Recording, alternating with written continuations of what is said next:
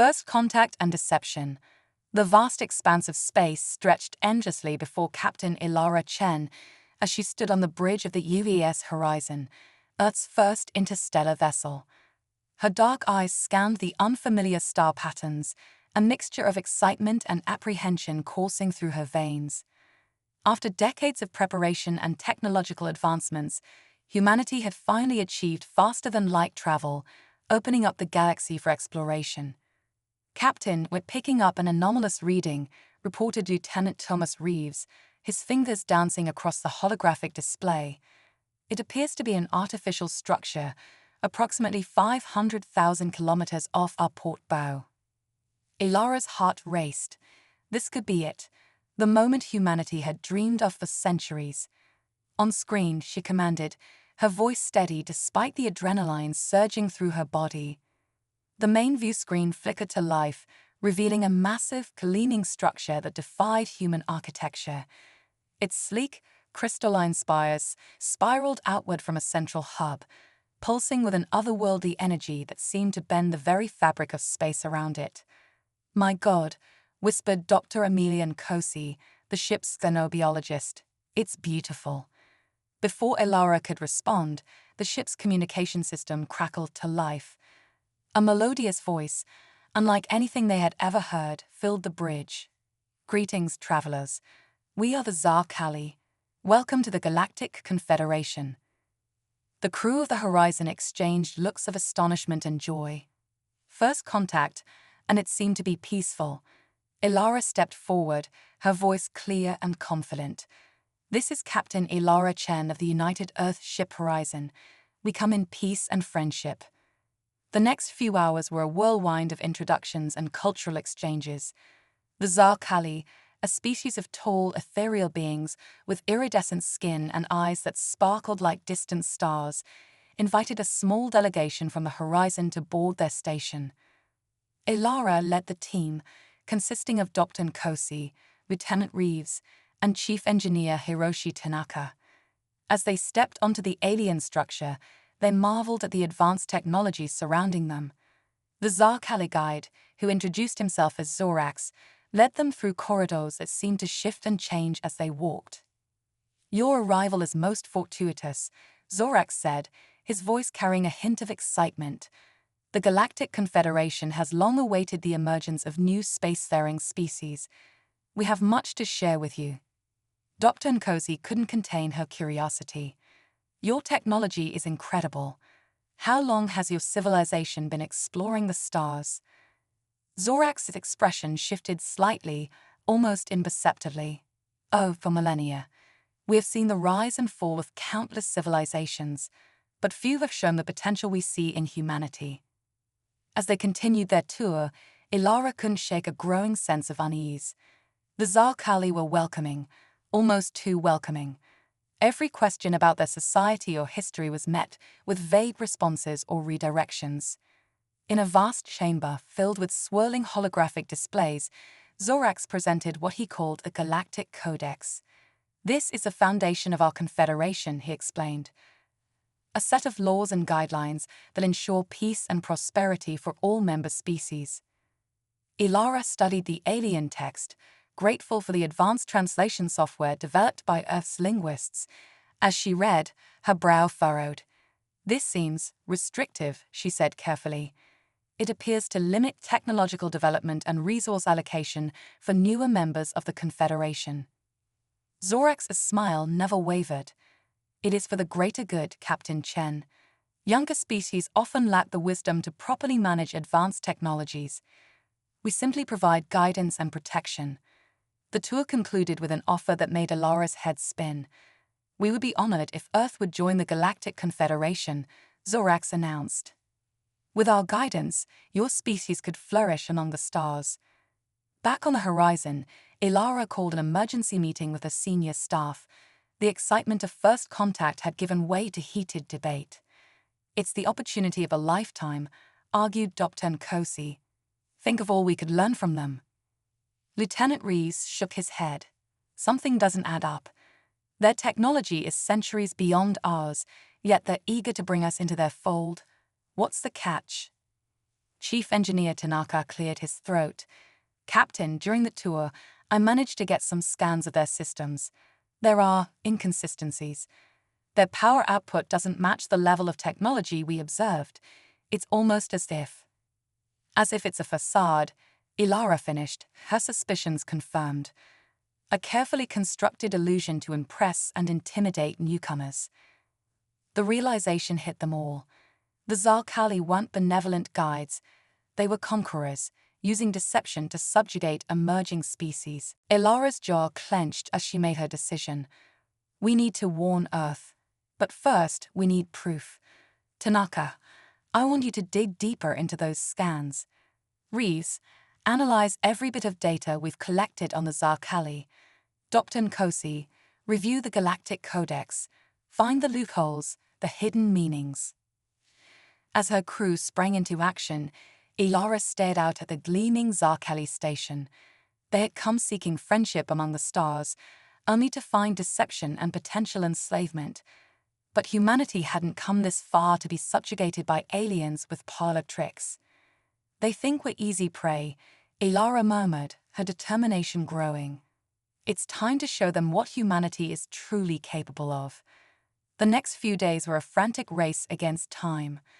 The Horizon maintained a friendly facade, accepting tours and exchanging cultural information, while the crew worked tirelessly to uncover the truth. Tanaka's enhanced scans revealed a startling discovery. The Zarkali station was powered by thousands of smaller reactors, each tied to a different alien species. It's like they're siphoning energy from other civilizations, he reported, his voice grim. Reeves cross-referenced the Zarkali's historical data with the information they'd gathered. Captain, I don't think the Zarkali built any of this. They've been stealing technology and resources from other species for centuries, maybe longer. Dr. Nkosi's analysis of the Galactic Codex proved equally disturbing. It's designed to keep other species dependent on the Zarkali, she explained. Resource limitations, restricted access to certain technologies. It's all there, hidden in legal jargon. Armed with this knowledge, Ilara knew they had to act. But direct confrontation would be suicide. The Zarkali, despite their deceptions, still possessed technology far beyond Earth's capabilities. We need a plan, Ilara announced to her senior staff, something they won't expect. Humanity's greatest strength has always been our ability to innovate, to think outside the box. Let's put that to the test. As they huddled together, formulating a strategy that would not only save Earth, but potentially free countless other species from Zarkali control, Ilara felt a surge of pride in her crew. They had traveled to the stars seeking knowledge and friendship, only to find deceit and tyranny. But they wouldn't back down. They would stand up for what was right, not just for humanity, but for all the species suffering under Zarkali rule. The Horizon was about to show the galaxy that humanity was a force to be reckoned with, and that freedom was worth fighting for. Human resilience unveiled. Captain Ilara Chen stood at the helm of the UES Horizon, her eyes fixed on the holographic display of the Zarkali station. The initial awe of first contact had faded, replaced by a steely determination to uncover the truth and protect not just Earth, but all the species unknowingly subjugated by the Zarkali's deception. Status report, Ilara commanded, her voice steady despite the tension that filled the bridge. Lieutenant Reeves spoke up first, his fingers dancing across his console. We've managed to piggyback on their communication network, Captain. It's extensive. The Zarkali have tendrils spread across hundreds of star systems. Dr. Nkosi chimed in, her usual excitement tempered by the gravity of their situation. I've been analyzing the biological data we've gathered. The Zarkali aren't just stealing technology and resources, they're harvesting genetic material from every species they encounter. The implications were staggering. The Zarkali weren't just conquerors, they were parasites, feeding off the achievements and very essence of other civilizations. Chief Engineer Tanaka's voice crackled over the comm. Captain, I think I've found something. There's a subsystem in their main reactor that doesn't match anything else we've seen. It's old, really old. Ilara's mind raced. Could it be their original technology, before they started stealing from others? Possible, Tanaka replied, but if so, it's surprisingly primitive compared to everything else. Human resilience unveiled. Captain Ilara Chen stood at the helm of the UES Horizon, her eyes fixed on the holographic display of the Zarkali station.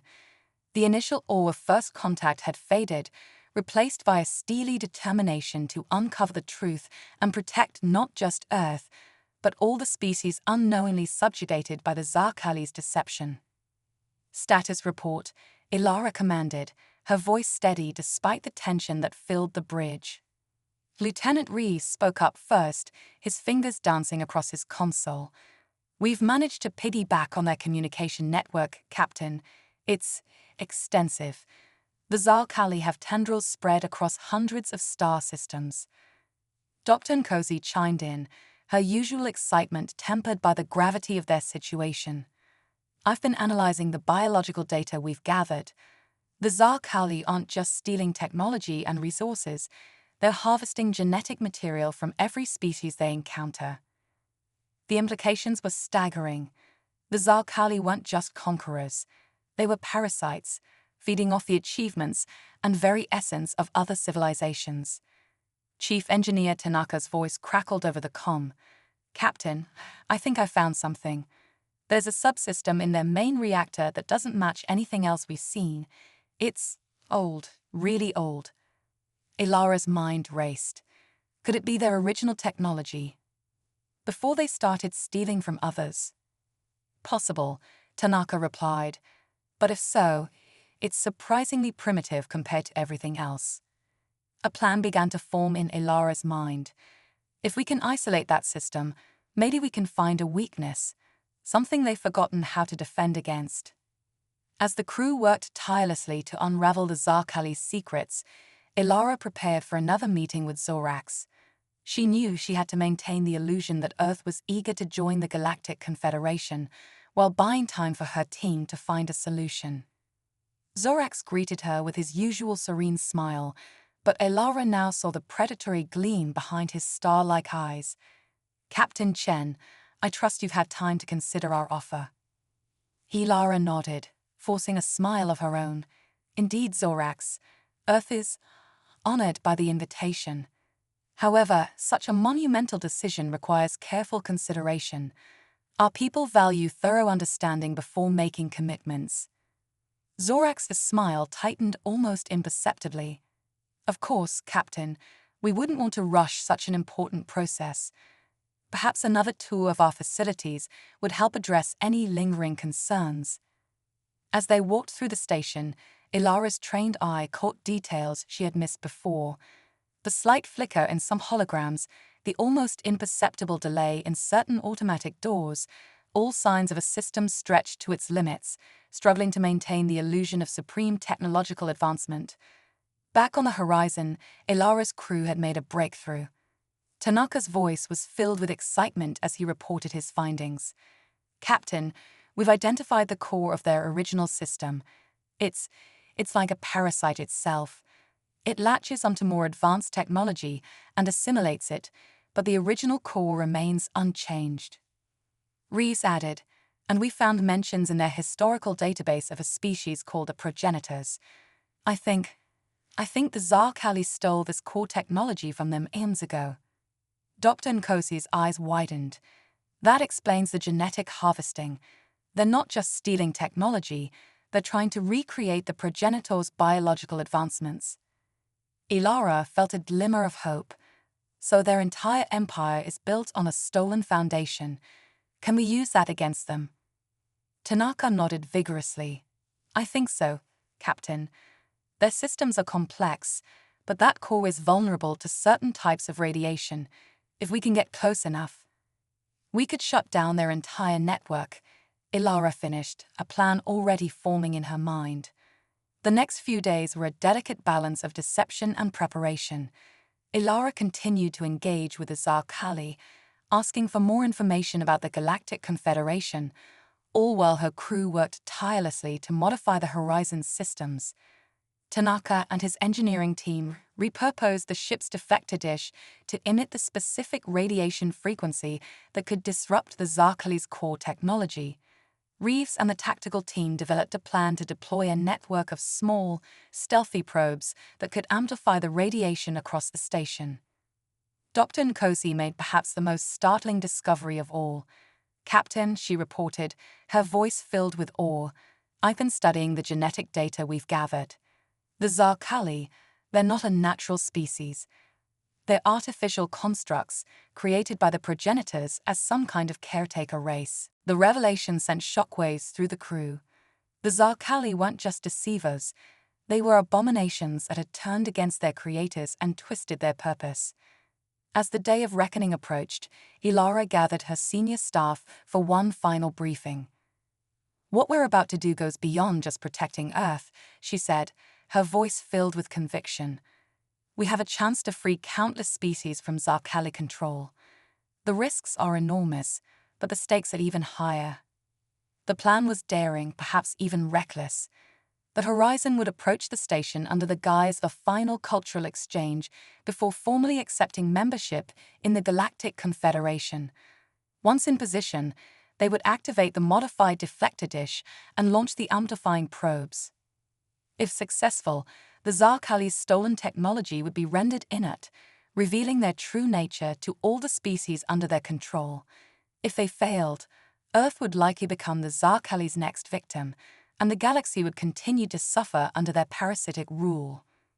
As the Horizon docked with the Zarkali station one last time, Ilara felt the weight of not just humanity, but countless alien civilizations on her shoulders. She led her team onto the station, each step measured, each word carefully chosen to maintain their deception until the last possible moment. Zurax greeted them in the grand hall, surrounded by representatives from other species, all unknowing thralls to the Zarkali's lies. "Captain Chen," he said, his voice smooth as silk, "we are overjoyed that Earth has chosen to join our great confederation. Today marks the beginning of a new era for your species." Ilara smiled, her hand hovering near the concealed communicator that would signal the Horizon to begin their attack. "Indeed it does, Zorax. Today, everything changes." With a subtle nod to her team, Ilara pressed the communicator. In that instant, the facade of peace shattered. The station's lights flickered, and a low hum filled the air as the Horizon's deflector dish sprang to life. Zorax's serene expression contorted into one of rage and disbelief.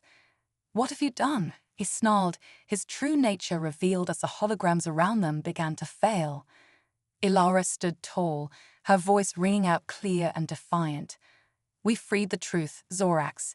Your lies end today." Chaos erupted in the grand hall. The other alien representatives looked around in confusion as the illusion of Zarkali supremacy crumbled around them. Zorax lunged at Ilara, his form shifting grotesquely as the technology containing his artificial body began to fail. But Ilara and her team were ready. They had trained for this moment, honing their skills in Earth's gravity, making them faster and stronger than the Zarkali had anticipated. They fought with a coordinated precision that caught their opponents off guard. As alarms blared and the station shuddered, Ilara's voice cut through the pandemonium. "To all species present, the Zarkali have deceived you. They are not benevolent leaders, but parasites feeding off your achievements. Look around you and see the truth." The other aliens, their own technological implants failing, began to realize the extent of the deception. Centuries of subjugation and hidden resentment bubbled to the surface as they turned on their former masters. Ilara and her team fought their way back to the Horizon, helping others escape the crumbling station.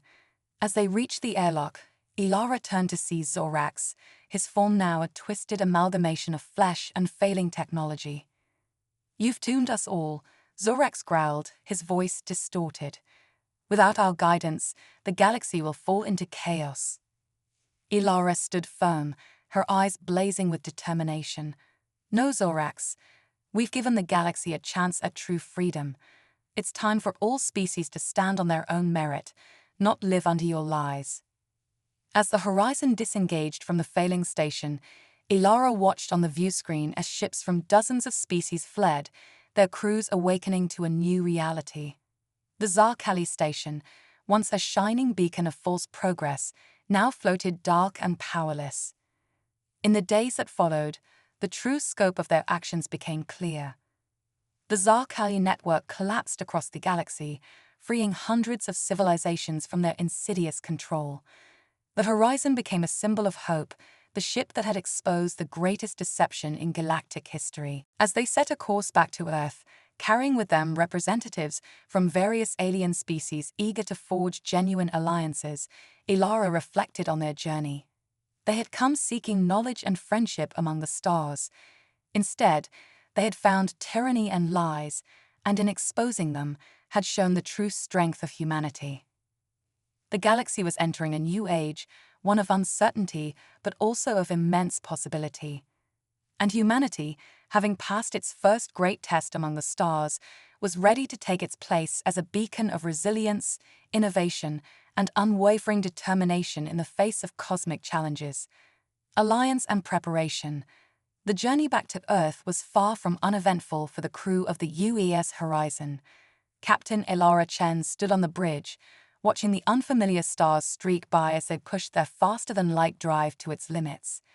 The ship now carried not just the hopes of humanity, but representatives from a dozen alien species, all freed from Zarkali control and eager to forge a new future. Status report, Ilara commanded, her voice steady despite the weight of recent events. Lieutenant Reeves spoke up first. "We're maintaining maximum speed, Captain. ETA to Earth is 72 hours. Guests are settled in, though accommodating so many different species has been challenging." Dr. Nkosi chimed in, her eyes bright with excitement despite the exhaustion evident on her face. "It's incredible, Captain. The diversity of life forms we've encountered, it's beyond anything we could have imagined, and they're all eager to share their knowledge, now that the Zarkali's restrictions have been lifted." Ilara nodded, a small smile playing on her lips. "And that's exactly why we need to get back to Earth as quickly as possible. The galaxy is changing, and we need to be ready."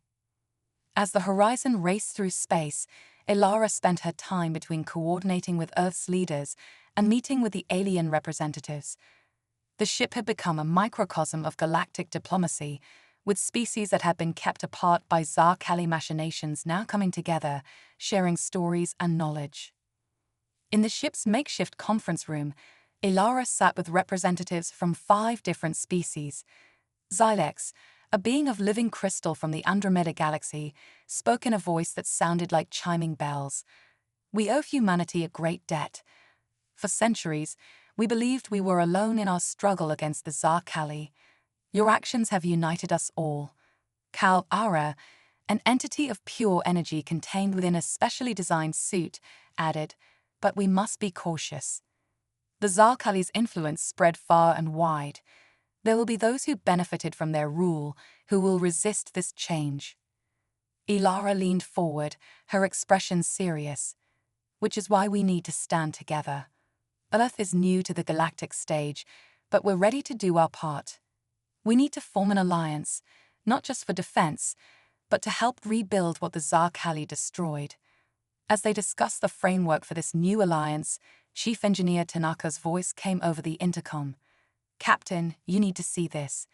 We've been analyzing the data we gathered from the Zarkali core systems, and, well, it's big." In the engineering bay, Tanaka pulled up a holographic display that filled the room. It showed a map of the galaxy, with countless points of light representing stars and planets, but scattered throughout were pulsing red markers. These, Tanaka explained, are what we believe to be Zarkali strongholds, bases and outposts that might have survived the collapse of their main network. Ilara's eyes widened as she took in the scope of the display. "There are so many." Tanaka nodded grimly. "And that's not all. We've detected energy signatures that don't match anything in the Zarkali database. Whatever these are, there's something the Zarkali were keeping secret, even from their thrall species." The implications were staggering. Despite their victory at the Zarkali station, the fight was far from over. The galaxy faced threats they didn't yet understand, with technology they had only begun to grasp. As the horizon approached Earth, Ilara knew that the real challenge was just beginning. Humanity had proven itself on the galactic stage, but now they needed to prepare for a future filled with both wonders and dangers beyond imagination. The ship's return to Earth was met with a mixture of celebration and trepidation. The sight of the horizon flanked by alien vessels caused a stir across the globe. In a historic moment, Ilara led the delegation of alien representatives to address the United Earth Council. Standing before the assembled leaders of humanity, Ilara's voice rang out clear and strong. "Distinguished councillors, I stand before you not just as the captain of the horizon, but as a representative of a new galactic order. Our mission of exploration has become one of liberation and alliance." She went on to explain the true nature of the Zarkali, the deception that had enslaved countless species, and humanity's role in exposing the truth. The alien representatives each spoke, sharing their stories and expressing their gratitude and hope for a new era of cooperation. The council chamber was silent as the magnitude of the situation sank in. Humanity had dreamed of finding life among the stars, but the reality was far more complex and dangerous than anyone had imagined. Council President Adebayo finally spoke, his voice filled with resolve. "Captain Chen, representatives of our new alien allies, you have presented us with both great opportunity and great responsibility. Earth will not shy away from either. We must prepare, not just to defend ourselves, but to take our place in this new galactic community." The next few months were a whirlwind of activity. Earth's finest scientific minds worked alongside alien experts, combining technologies and pushing the boundaries of what was thought possible. Shipyards that had once produced exploration vessels now turned out ships of war, incorporating advancements from a dozen different species. Ilara found herself at the center of it all, coordinating efforts between Earth and their new allies.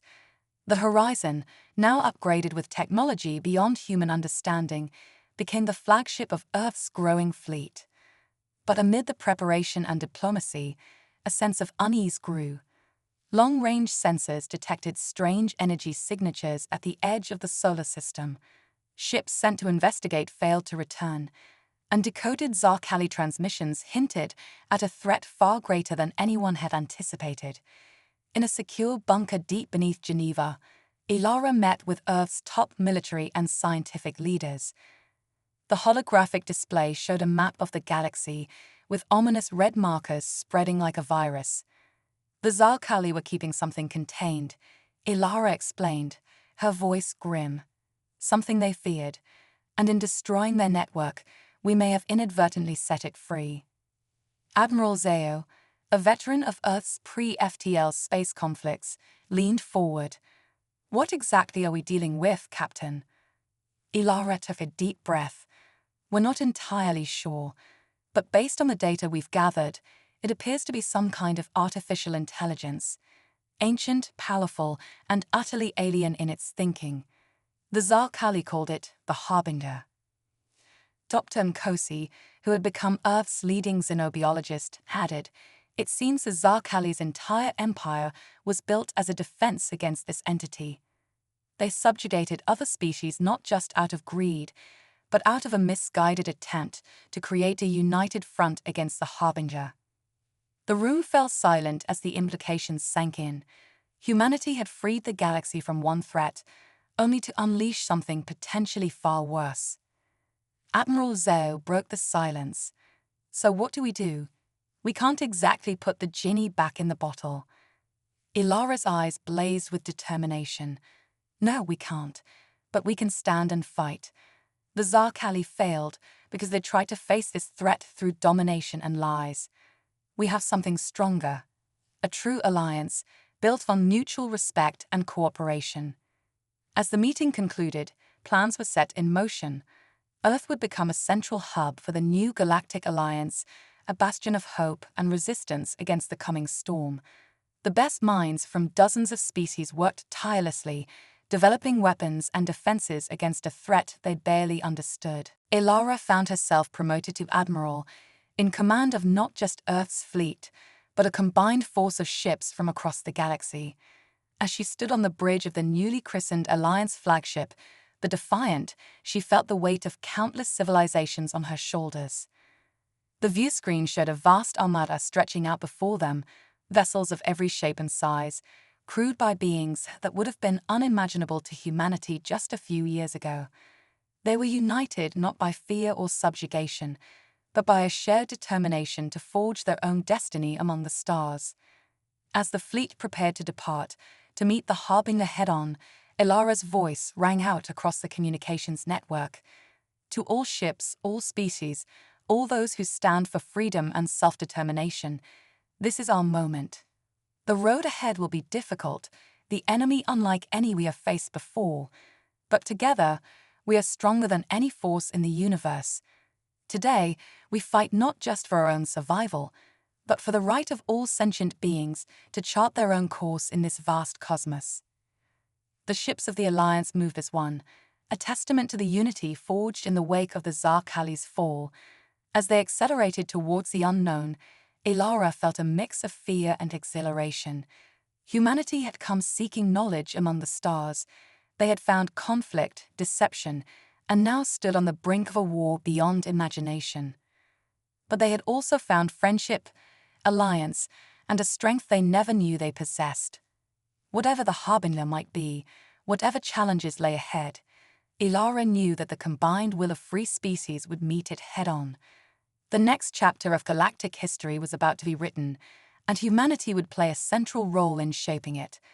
The fleet jumped to light speed, stars blurring into streaks as they hurtled towards their destiny. Ilara's grip tightened on the command console, her mind racing with tactical simulations and worst-case scenarios. But beneath the weight of command, a spark of hope burned bright. As they neared the coordinates where the Harbinger had last been detected, long-range sensors began picking up anomalous readings. Ilara ordered the fleet to drop out of faster-than-light travel, their formation tightening as they prepare for whatever lay ahead. The viewscreen flickered, showing a vast structure that defied description, part machine, part living entity, pulsing with otherworldly energy. The Harbinger had revealed itself. All ships, battle stations, Ilara commanded, her voice steady despite the gravity of the moment. Let's show them what a united galaxy can do. As the Alliance fleet squared off against the Harbinger, an eerie silence settled over the battlefield. Ilara studied the massive entity, searching for weaknesses or patterns in its pulsating energy fields. Suddenly, the commons crackled to life with an otherworldly voice that seemed to emanate from everywhere at once. Children of the stars, it boomed. Why do you resist the inevitable? We are your salvation, your perfection. Ilara's eyes narrowed. We didn't come here for salvation, she retorted. We came to preserve our right to choose our own path. The Harbinger's response was a surge of energy that rippled across space, causing shield alarms to blare throughout the fleet. Ilara barked orders, coordinating a multi-pronged attack that leveraged the unique abilities of each species' ships. As the battle raged, it became clear that the Harbinger was unlike any foe they faced. It seemed to adapt, to learn from each exchange. But so did the Alliance, with real-time tactical data flowing between ships, allowing for rapid strategic shifts. Hours into the conflict, with both sides bloodied but unbowed, Ilara realized that this war wouldn't be won through firepower alone. They needed to understand their enemy, to find its true purpose and perhaps a way to communicate on a deeper level. As she contemplated their next move, a transmission came through from an unexpected source, deep within the Harbinger itself.